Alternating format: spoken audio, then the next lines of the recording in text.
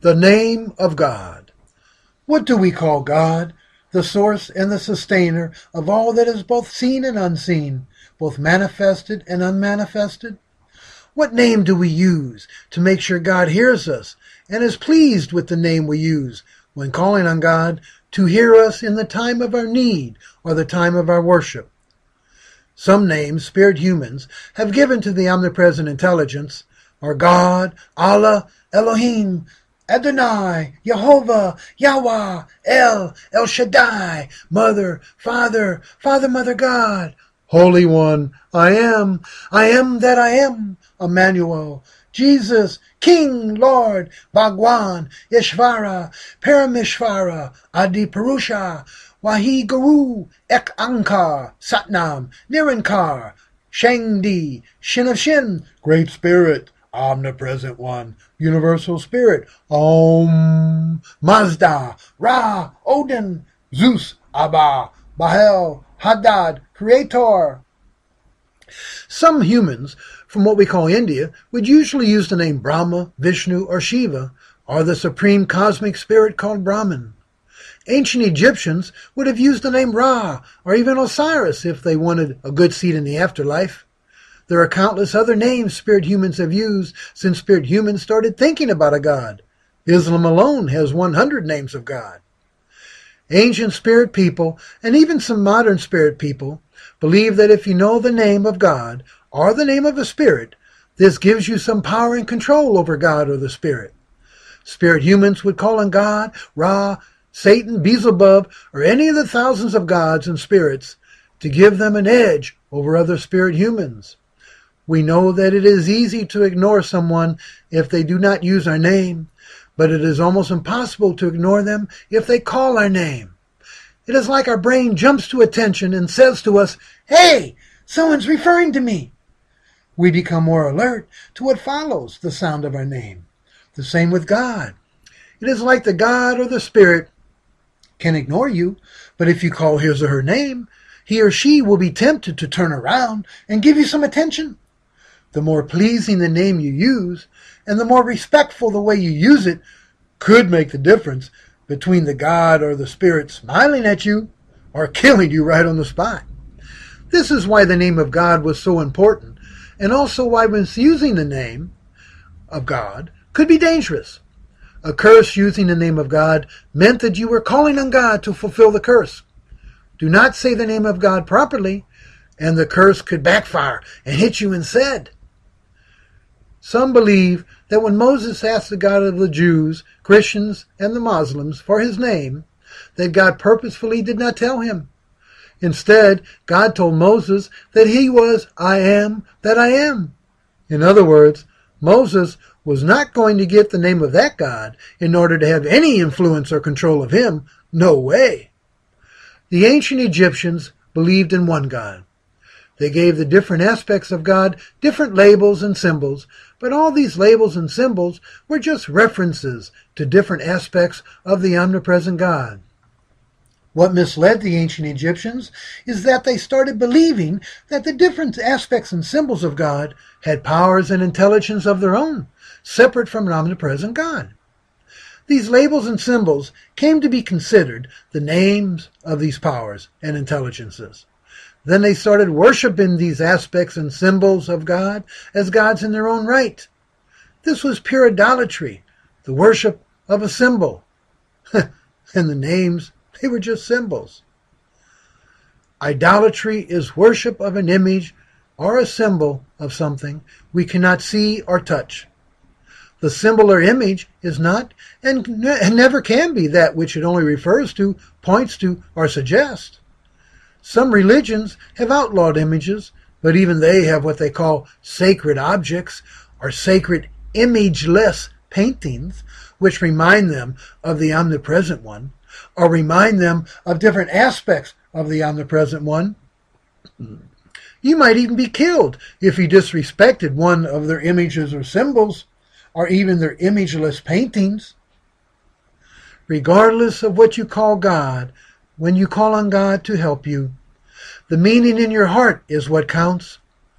You are calling on the intelligent force that is the source and the sustainer of all that is both manifest and unmanifest, both seen and hidden. In my writings, I use God or the Great Spirit more than anything else. Anything else does not feel right to me. I could say whole spirit.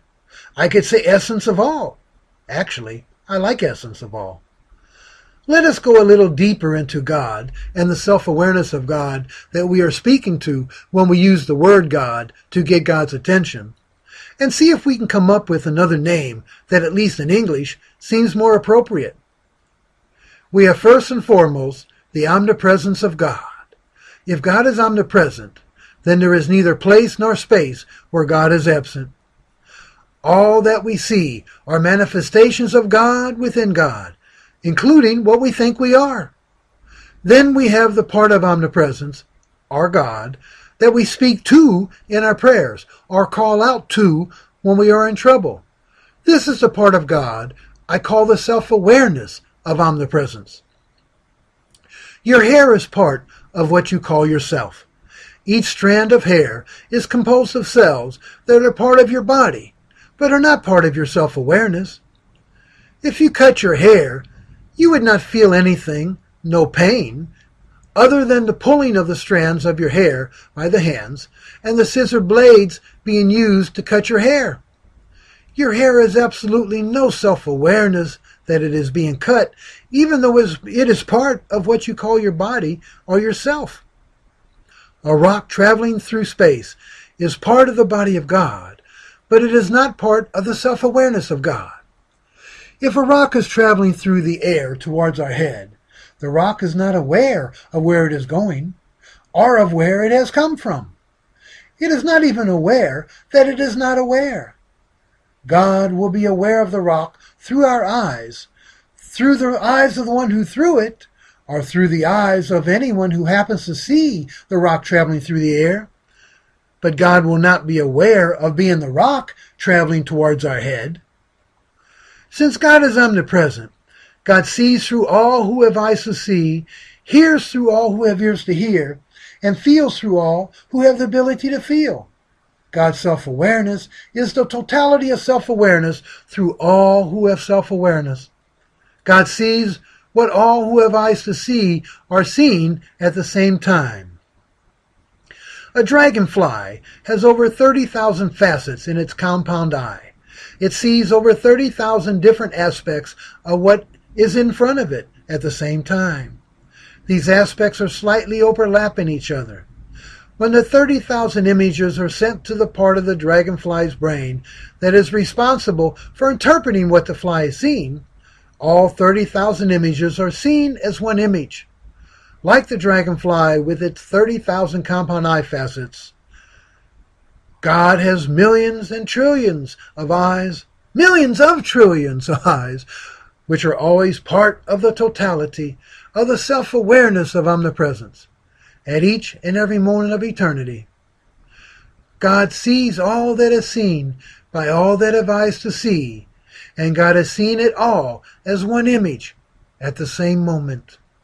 However, without some kind of eye to see through, God cannot even see the rock.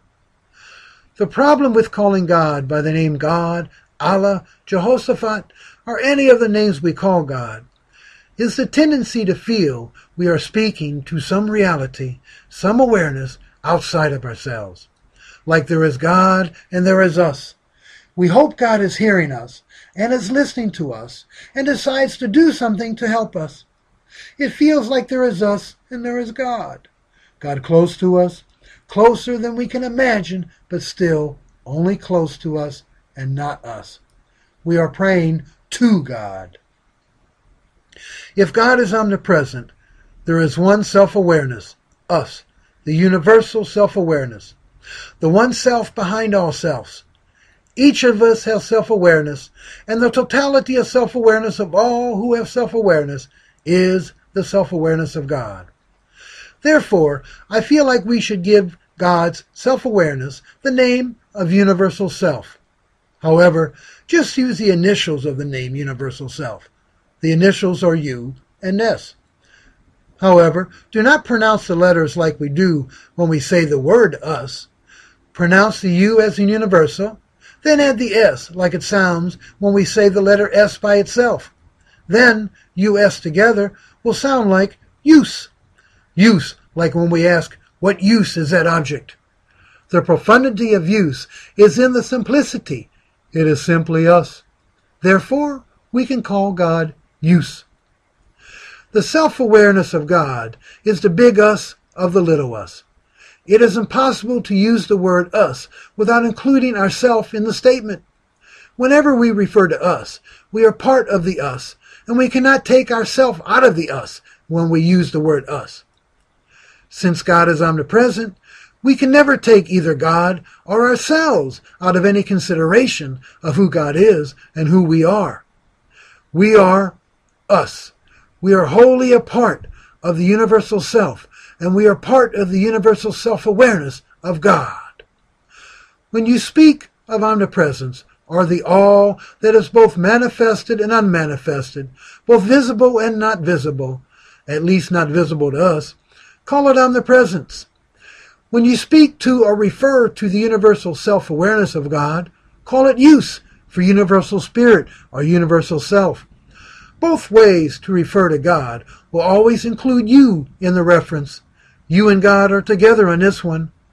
Remember, if God is omnipresent, then you are forever included in the omnipresent reality you call God. You cannot separate yourself in fact.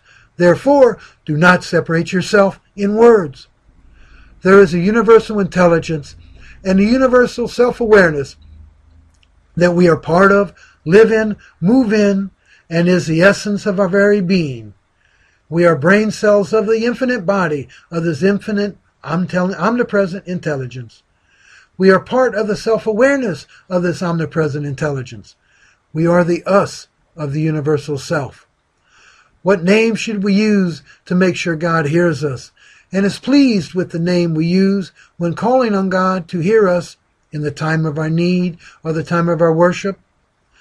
Call this omnipresent intelligence any name that to you expresses your total mind, body, and soulful intent to communicate with this omnipresent, this universal self.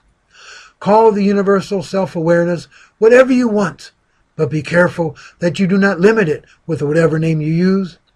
Use any name that does not conjure up images of a bearded man who pees behind a tree somewhere in a cornfield in a galaxy far, far away. Be careful that whatever you call God does not conjure up any image of God in your mind. The moment you have any image of God, you are committing idolatry. God is bigger and beyond any image, yet contains all images. Be very careful. You are conjuring up an image that might be part of omnipresence, but the image can never be omnipresence. You cannot limit God and still be referring to God. God is the essence of all images, yet God is no image. Call the source of your reality and the source of your self-awareness whatever feels right to you. Just make sure that whatever you call God is referencing the universal self-awareness of which you are wholly a part. But do not get hung up in or attached to whatever name you choose. Any name is just a label of reference. Don't give any label of reference or symbol the power it only symbolizes and references. Don't dance with idolatry. If you do, God help you. You will need God's help when God shows you the error of your ways. Regardless of what you call God, there is nothing but God. The self-awareness of God is us.